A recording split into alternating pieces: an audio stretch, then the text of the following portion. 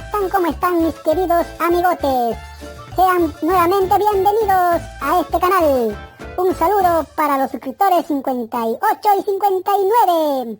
El gato Pancho, el gato selvático, el gato más selvático que el Huasaco, te saluda. Y hoy te trae un cuentote. El Motelo Telo. Empezaba la mañana con un sol radiante por encima de las copas de los árboles en el terruño de Pancho, y a este, desde el día anterior, no se le veía.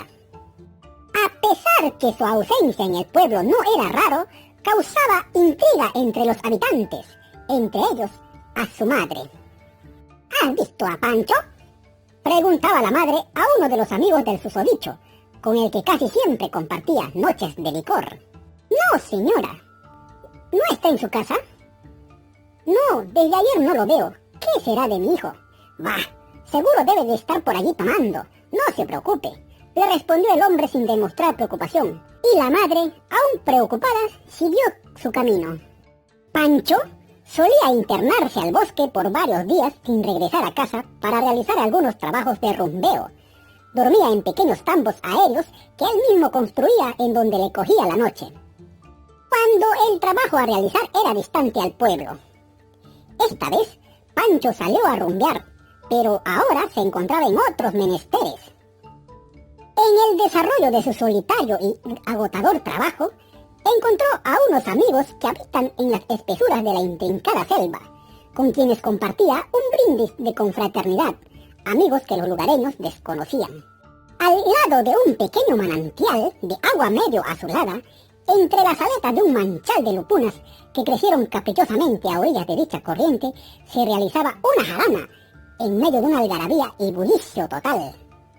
Sentado en una de las diminutas raíces y apoyado en el tronco de este, se encontraba plácidamente Pancho, observando al grupo de música típica de la selva que estaba de moda, denominada el trío Los Primates, conformado por la Maquisapa, quien tocaba la flauta y era la voz principal, el mono aullador, quien se encargaba del bombo, y el mono Martín, quien se lucía con el tambor.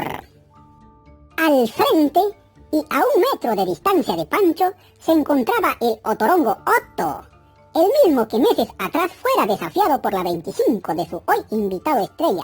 El otorongo Otto desbordaba alegría, ya que después de muchos intentos había logrado concretar su hazaña al tener un encuentro con el ser que por muchos años había sido su enemigo y por el que fuera derrotado. El montaraz, o sea, Pancho, se encontraba tranquilo, pero no se confiaba del todo, por más que el felino amigo le demostrara complacencia. Como buen matero que era, guardaba siempre el consejo de sus antepasados. Del otorongo y de la serpiente no te confíes, por más que hayan muerto hace días.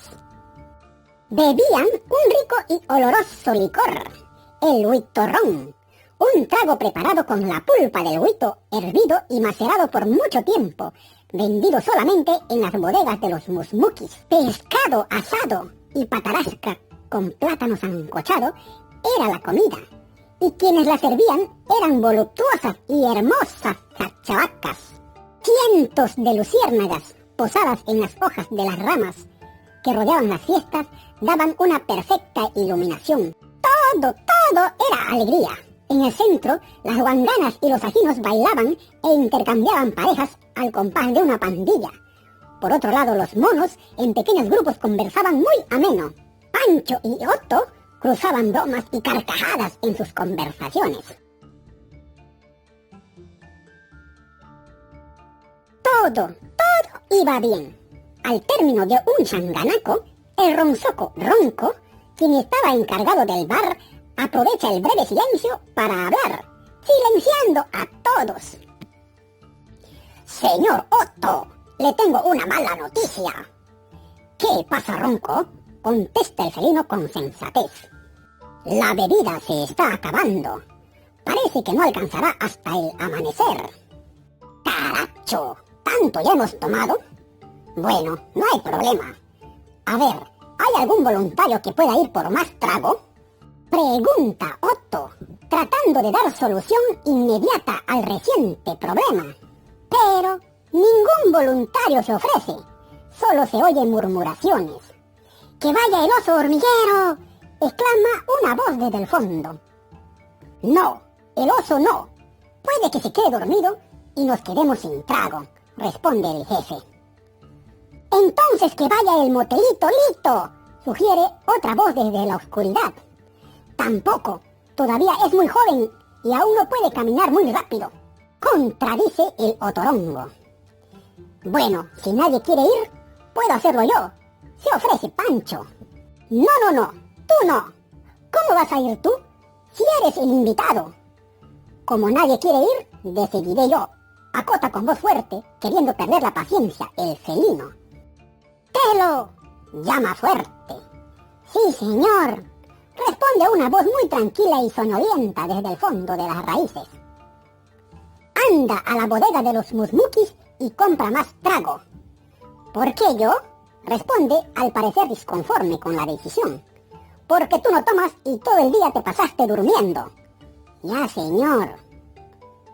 ¿Quiénes están de acuerdo que vaya por más trago el motel Otelo?, pregunta al tumulto, que está ansioso por reiniciar la fiesta. ¡Yo!, contestan todos a una sola voz. Ya escuchaste, Telo, todos están de acuerdo. Será pues, me cambio y me voy, responde este desanimado. Trata de no demorar y te esperamos, recomienda el temido felino, para luego ordenar que siga la música. Y la bulla se reinició, olvidándose del motel Otelo. A la hora de reiniciarse la jarana, uno de los monos comenta: ya estará llegando a la bodega Telo. Seguro, ya estará de vuelta, le responde otro de su misma especie. Entre bailes y carcajadas, las horas pasaban y el motel Otelo no regresaba. El trago se iba acabando y empezaba a preocupar a los más borrachos, quienes, al estar un poco atrevidos, murmuraban y se burlaban de la lentitud de Telo, aprovechando la distracción de Pancho y Otto. ¿Tanto se demora ese motelo? ¿Hasta cuándo le vamos a esperar? Seguro encontró un tronco con callampas y se quedó comiendo. Ese motelo es muy lento y tonto. Mejor lo hubieran mandado al Pelejo, que es más responsable, decía otro. Ese motelo llegará dentro de una semana. Todos murmuraban y hablaban mal del pobre reptil. Cuando de pronto, desde las raíces, se escucha una voz ofuscada que advierte, enmudeciendo a todos. Si siguen hablando mal de mí, no voy a ir a... Todos lo esperaban y el motelo todavía no se había ido. Sucede, paisa. Si te gustó este cuentito, regálanos un likecito. Ya sabes, no olvides compartir y suscribirte si es que aún no lo has hecho. Nos estamos viendo. Hasta la vista.